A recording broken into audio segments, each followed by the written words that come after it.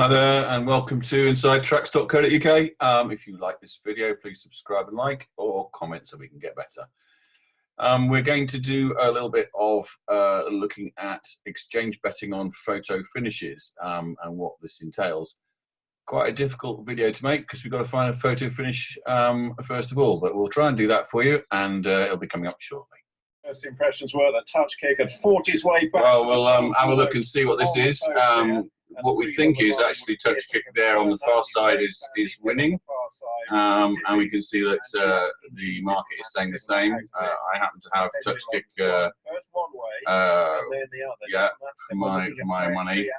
You can obviously, it's not quite as close as it seems, but here we have, yeah, the outside. He has indeed been worried out a bit by touch kick. Yeah, he just got worried out a bit by touch kick. So that wasn't a great example, but you did see some of the betting there. You saw some of the betting there. Basically, touch kick was betting at about 1.01, 1.02, and Diplomat Civiler was sitting out at about 100. And you can see from the photograph on the side that it was really very clear that touch kick had won, and so we could have put a few pounds either on touch kick to win, or we could have put something on Diplomat Civiler to lose, depending on what size we have in our bank.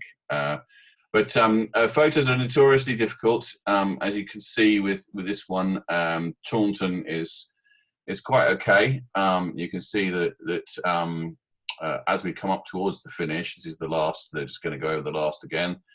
There's no interference. Now, what you've got to be clear about when you're going to do a photo finish is there's no interference there. You can see there's good distance between the two horses. You don't want interference to happen.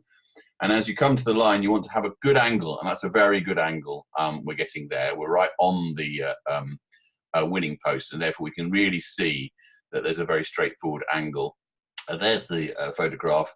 He's won by what, a short head, and worried him out of it. Short head's not great distance, but certainly that angle we got on it was perfect.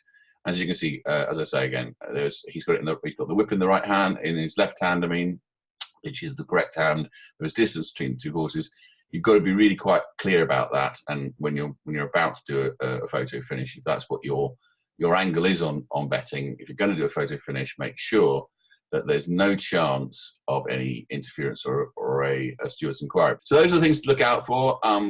Photograph betting can be quite lucrative. That was a fairly straightforward one. You wouldn't have made much money on that photograph.